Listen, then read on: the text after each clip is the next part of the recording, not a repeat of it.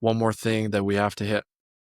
BYU Utah. Give me your early thoughts right now. It's going to be one in the trenches, and whoever is able to push the other line farther out is going to win this game because last week we saw that BYU struggles to get to the pass, and Utah has one of the best pass rushing offenses in the nation. They don't get they don't let anyone get to Dampier, and BYU stinks at it. And so if BYU is able to get to Dampier and disrupt plays, then they're going to have a chance. If they're not getting to Dampier at all, I don't see them coming close in this game. Same thing with the other way around. BYU is a great rushing team.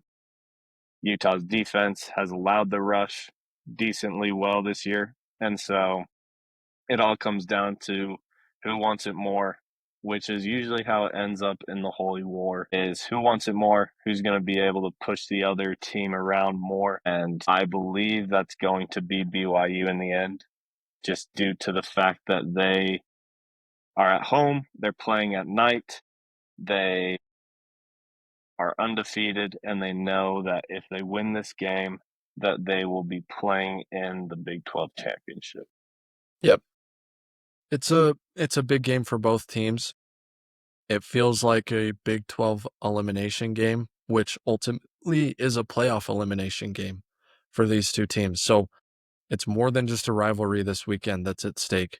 I think you're playing for second and third place in the conference is what you're doing right now with Texas Tech. One thing that I heard from a close a close, I wouldn't say friend, I would say acquaintance, is that Utah has the tackles, but BYU is going to mess some stuff up on that interior offensive line for Utah.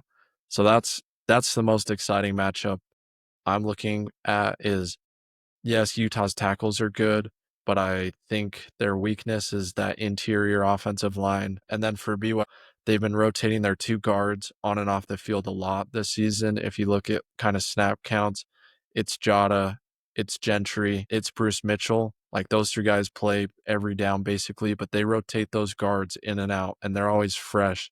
And they're the guys who are doing most of the run blocking, like all the physical combos and all the stuff that makes BYU's run game so good.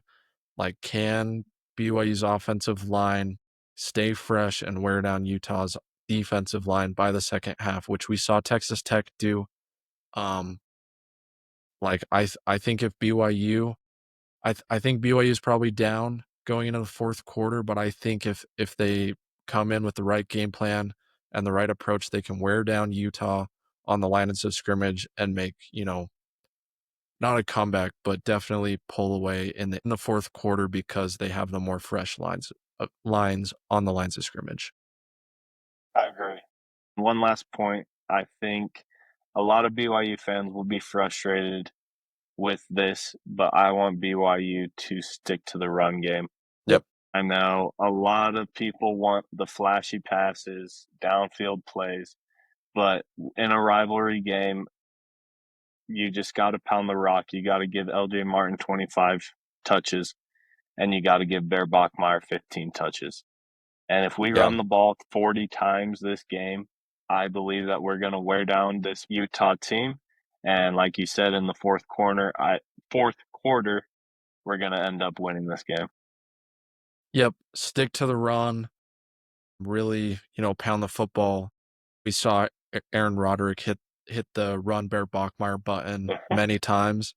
Honestly, I was getting a little annoyed because LJ Martin wasn't getting the ball enough.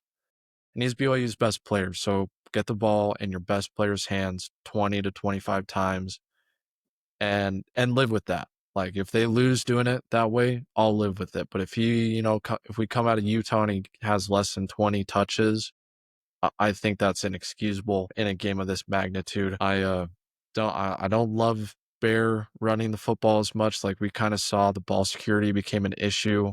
What you know, they kept running him and they kept running him, and all of a sudden, ball falls out at the 5-yard line. And BYU's lucky to recover, and then he ran it in later.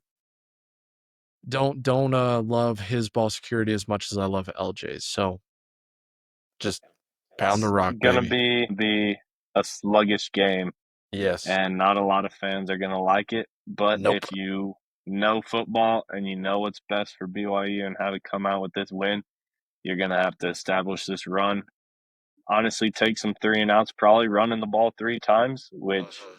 everyone's going to be cursing Aaron Rodgers for. But at the end of the day, that's what's going to win the game for BYU.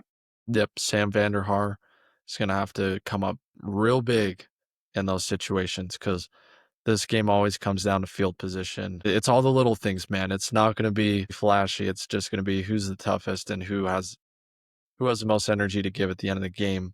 I'm hoping it's BYU. See if we'll see if they're Oh, man. close enough at the end of the game to to get the win because I kind of think that that's how the game script goes.